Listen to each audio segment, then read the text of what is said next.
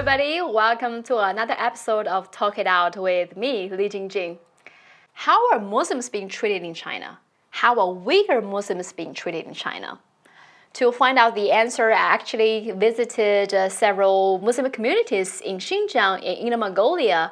I interviewed several prominent Islamic leaders, including Uyghur Imam, Hui Imam, to get to know their lifestyle and also hear their takes on the Western countries' care for them.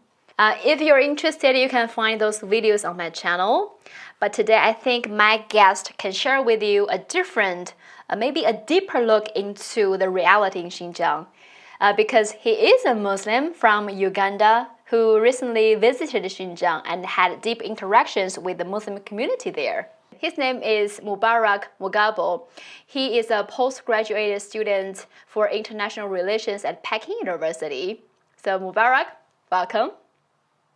Thank you, Jingjing. So actually, I saw on Twitter you posted photos of you visiting several mosques in Xinjiang and was talking to the imams there. So I will start by asking, when you try to go to those mosques to do your prayers, at any point were people stopping you from going to mosques, or were people stopping you from doing your religious activities? First of all, before I even get to Xinjiang, Jingjing, I must tell you that I was one of those most scared people to go to Xinjiang, based on what we read on the international media and the Western media, where they are alleging different persecution and executing a demographic genocide, mostly targeting Muslim Chinese. I was very scared to go to Xinjiang. And as a Muslim, I was concerned about the developments in Xinjiang. But what's to my surprise, when I got to Xinjiang, to Urumqi, to Kashgar, because we covered 4 cities. That's Kashgar, Khotan, the provincial capital, Urumqi, and then Shihez. Yeah, immediately we got to Xinjiang, I was very overwhelmed by the number of mosques I saw on the streets as I'm heading to Urumqi, to Kashgar, to Khotan, and to Shihez. You would see a number of mosques, and then before you even get to visit. But because there were so many stories that these mosques, some of them are facing a demolition, some of them are being removed, some of them are not functioning as mosques. We had to take an initiative as Muslims, as a Muslim person, with my Muslim friend from Pakistan, and we had to visit these mosques, and we held prayers there with that friend of mine. And I must tell you that I was so much touched when I actually prayed at Ibika Mosque in Kashgar. This is a mosque that we read in the media that was facing demolition. I don't know whether actually these people are shameless. The mosque is still standing. We met with the Imam, Mamat Juma Sheikh, and we held prayers. We had a good time. That's why I was sharing pictures of that, because I was so overwhelmed. And I was seeing people actually going to prayers, taking ablution, the ablution process that we do before we do prayers. And there is availability of a bigger space, very many latrines, availability of cold and warm water, and the place is so interesting. So I was so much shocked. That's why actually I continue to visit these other mosques in the area. How many mosques did you go in Xinjiang? I actually went to 3 mosques, but seeing on streets, especially in Urumqi, specifically in Urumqi, you would walk like in a distance of 5 kilometers, you would find like 3 or 4 mosques at least. That doesn't even happen in Uganda, where I come from.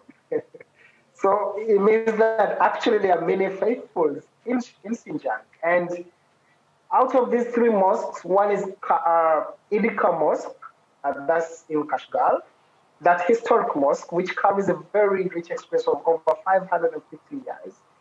And in Urumqi, we went to the Yanghang Mosque, which actually is famous for hosting many foreign Muslims.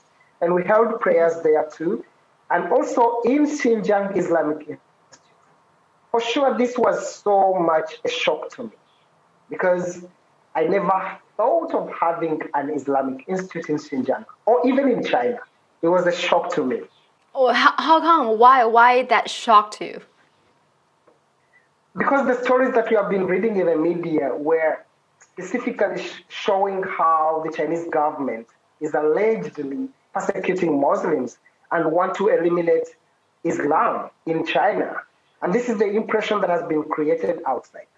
What shocked me is that a country that is said to be targeting Islam, that wants to remove Islam, it makes me very uncomfortable. But when I find institutes there teaching children, students, young people how to read the Quran, it was so shocking. I actually entered into a class, picked a student at random, and recited the Surah of Quran. I felt so blessed. I felt so happy that this is happening in Xinjiang. So if there is a direct attack on Islam, I think it shouldn't be in Kashgar. It shouldn't be in Urumqi. It shouldn't be in Xinjiang because there are mosques, there are institutes being put in place. Students can read the Quran even better than I can do. So how else, what other evidence would you want to find out, would you want to be presented to believe that actually there is freedom of worship and Islam is not under threat? But you know what, like you said before you went to Xinjiang, you were actually scared to go as a Muslim because of what being reported on Western's mainstream media. But when you went there, you see different things. But do you think those imams, those institutes, are just staged shows for you to let you feel, well, see, we do have religious freedom here, but actually they're doing this oppression secretly behind you? Do you think everything you saw was just a show, was a fake show to trick you into thinking, well, we have religious freedom here in China? I would imagine, I would think about it as any other individual who has been fed on such stories.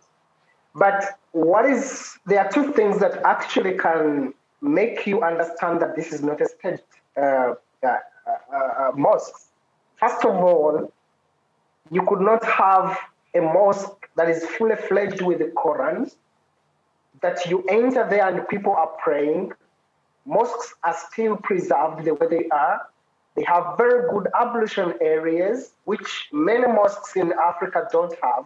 They have warm water, they have cold water.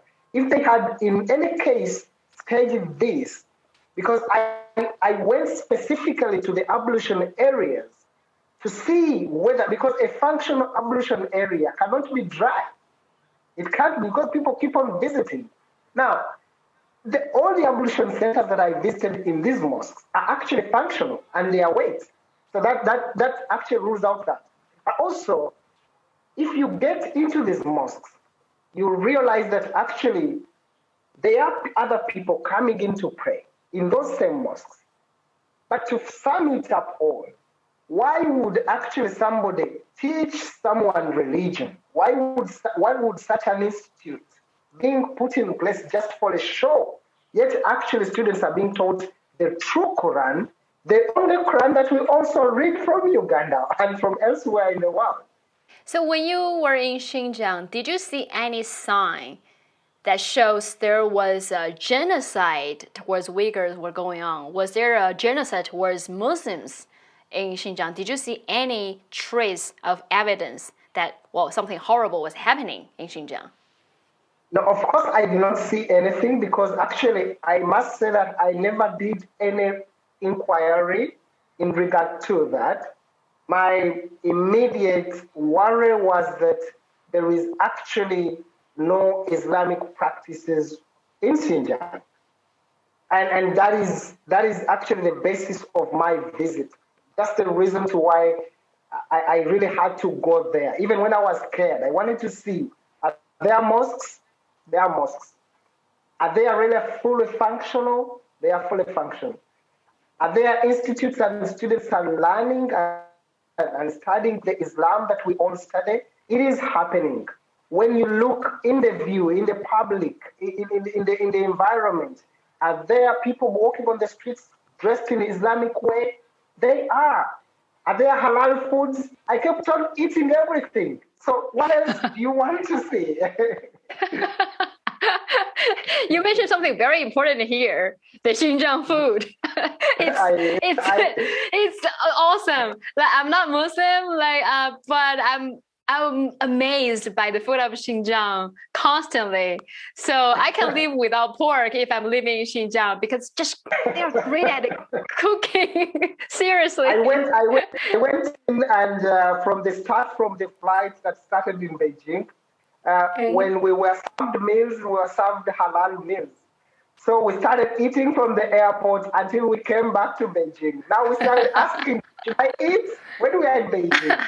But when you are staying in Xinjiang, we were eating everything, literally everything.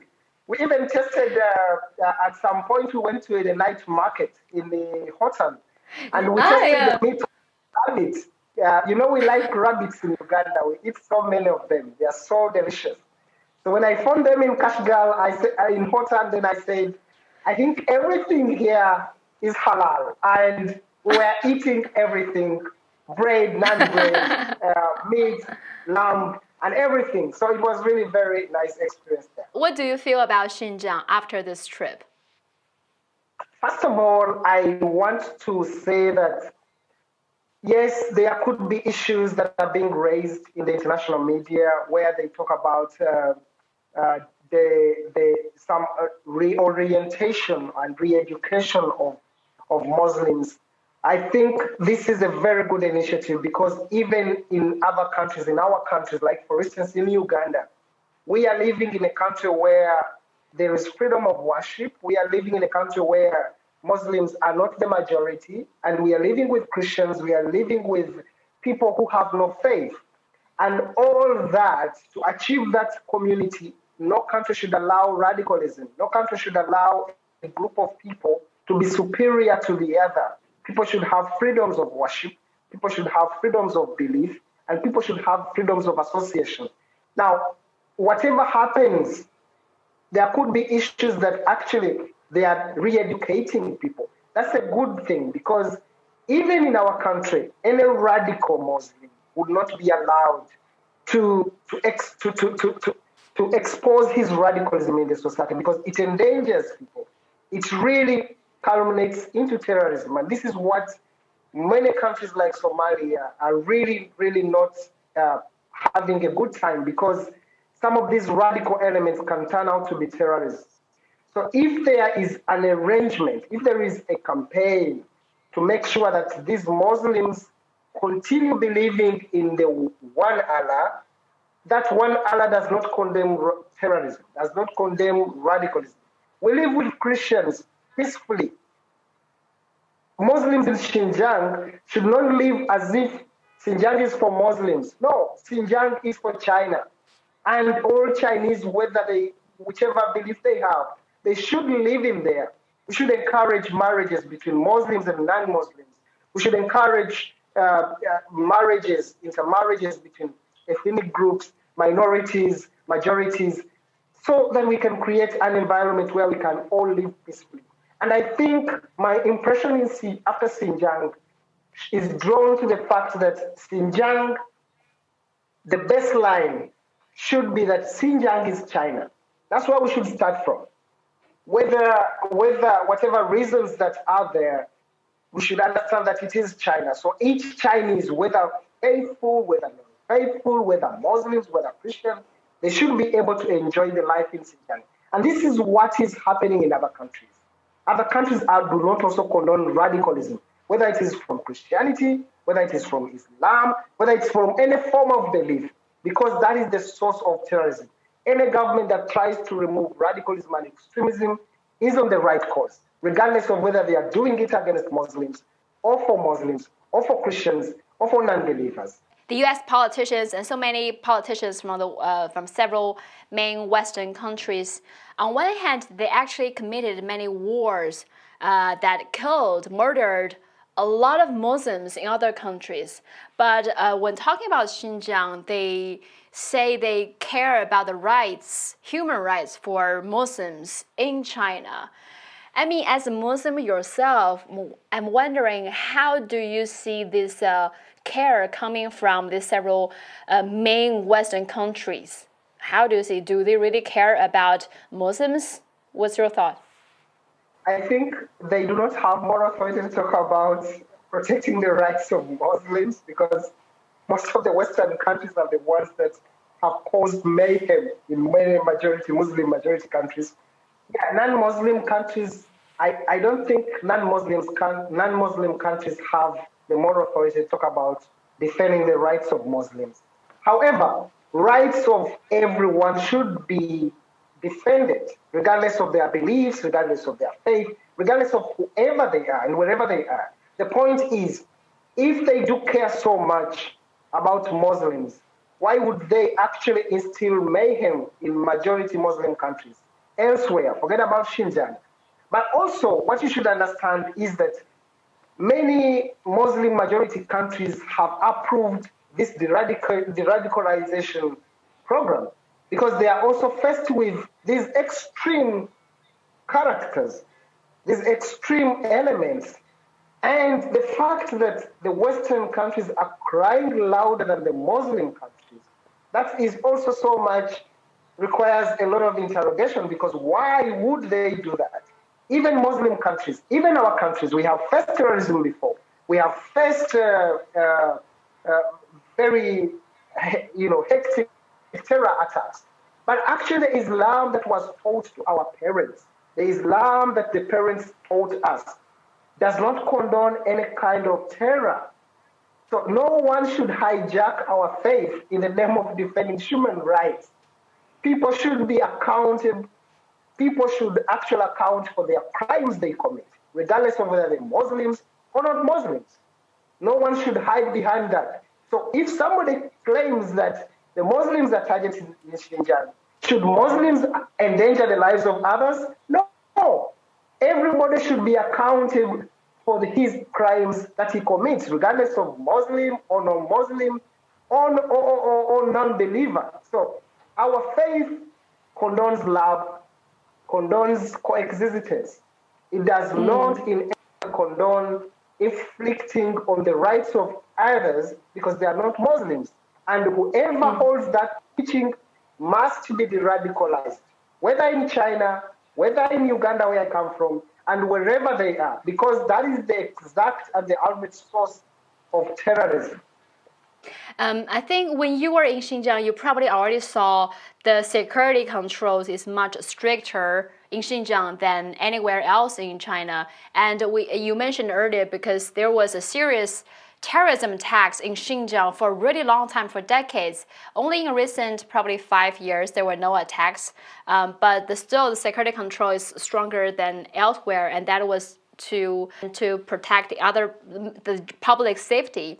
But I do see a lot of reports from some media, mainstream media. They use that as an issue. They are painting Xinjiang as a police state, painting Xinjiang as a open-air prison. So I'm wondering, how do you see, when you were there, was the security control an issue for you? How do you see this all these security controls and de-radicalization measures in Xinjiang? I think what Jingjing, you should understand is that whether there are issues to do with, because anything that involves security, anything that involves national security, national sovereignty, the issues of faith are usually secondary. What is primary is preserving the national sovereignty, is preserving national security. I think that is very key for any country, whether China, whether US, whether Europe, whether African country. There should be that line. There should be a preservation of national security, national stability, national sovereignty. Those principles must be underlined. Now, whether they are targets Christians or Muslims or in Xinjiang, as we hear, there should be reasons why it is done that way, because it is clearly evident that there are people who are hiding behind our faith. There are people who are hiding behind Islam. What else do you want? What Islam are they talking about? We are talking about Islam that helps you fulfill the 5 pillars of Islam. Is there any pillar that in Xinjiang is broken? I doubt it is there. In Xinjiang, if they were not allowed to pray, you would say, okay, there are issues here. But if people are really brought, are made to pay for their atrocities they commit, they shouldn't hide under any umbrella. They shouldn't hide under our faith, because our faith is not a faith for terrorists. Our faith is not a faith for people who want to achieve their political aspirations. Whether you want to play international politics, whether you want to play international politics, we are not in that. Our faith is based on 5 pillars. And these pillars, if they are not touched, I don't know which Islam they are talking about. I don't know which Islam Michael Pompeo is talking about.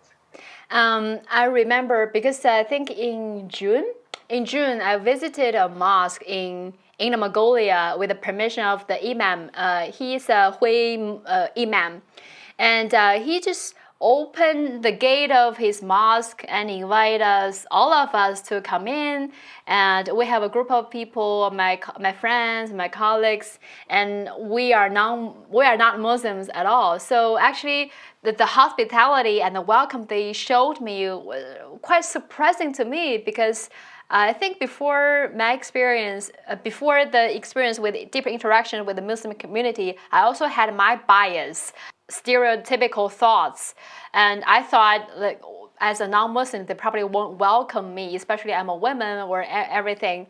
But the hospitality that welcomed the whole Muslim community showed me was beyond my expectation. And I also visited a group of female Muslims who also had their own mosques, just finished their studying that day. They were so happy, so bubbly. I also remember this one, because I do a lot of contents about Muslim community in China, and one day there's a girl from a foreign Muslim girl sent a message to my Facebook saying she wants to thank me because the Muslim community is being misunderstood so much. So I'm wondering, so do you think the whole Muslim community or the Islamic, your religion, is being misunderstood by certain things happening in the world? Exactly, and that's the reason to why we shouldn't, as Muslims, we shouldn't allow anybody to use our faith to achieve whatever he wants to achieve. No one should use our faith to attack China or to attack Europe or to attack Africa. There should be limits. Our faith is a faith of love, is the faith of coexistence. And we are being, because there are bad elements in our faith, just like there are bad elements in other people's faith. And we shouldn't allow anybody to use Islam as a cover to achieve whatever he wants to achieve from China or from Europe or from Africa. I think these are the reasons to why the Xinjiang, the radicalization program that is going on, it should be adopted by other countries, by the way. Because each country has bad elements who hide in the name of Islam. And we ended up being misrepresented in the global affairs. But I'm thankful that the Xinjiang regional government and the national government in China, the People's Republic of China, they are showing the people the truth. They want you to go there in Xinjiang and see whether there are actually no mosques, there are actually no schools. If you see those, I think that's the reason to why each and every Muslim country goes there. They come up with an approval. Why? Because the principles, the pillars, the key pillars that runs Islam are fulfilled. But whoever wants to use Muslims in Xinjiang or Muslims elsewhere to achieve his political and economic benefits, it will not work, because the Islam that we studied, the Islam that was taught to us by our parents, is not an Islam that is advocating for segregation, for sectarian tendencies. Because, like, for instance, my mother comes from a Christian family. My father comes from a Muslim family, and this is the community that has to be built. Even in Xinjiang, Muslims in Xinjiang should be able to marry non-Muslims because this is the only way we can coexist. We cannot have a society where some people think they are more right than others. And these are the people that actually are defended by those ones who say that Muslims are targeted. Oh, so if you commit a crime, because you were Muslim, you should not be touched. No, everybody, whether you're Muslim or Christian, or whichever color, whichever race, you should account for your deeds. And nobody, we should not allow, and this, I call upon all Muslims in the whole world, Muslims who believe that even non-Muslims' lives matter. We should not allow anybody to use our faith to drive his political or any other agenda, because our faith is not a faith of terrorists. Our faith is a faith of love. And we are living with non-Muslims. We are living in a world where people are free to believe and to belong to any group, any faith, any belief that they want. Thank you so much, Mubarak. Thank you. Very well said. I'm really glad that I have you today on my show. Thank you for speaking the truth about Xinjiang. And also, I hope Muslims around the world won't be misunderstood anymore. So, I really do hope that I have you on my show more often to tell us more about your country, your story, your journey. Very well said, Mubarak. I'm impressed. Thank you so much.